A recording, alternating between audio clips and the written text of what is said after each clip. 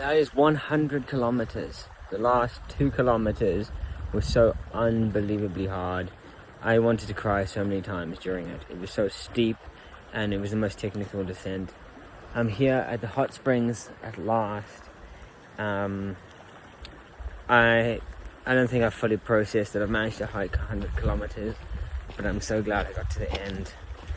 But too tired to really enjoy anything right now, aside from bed.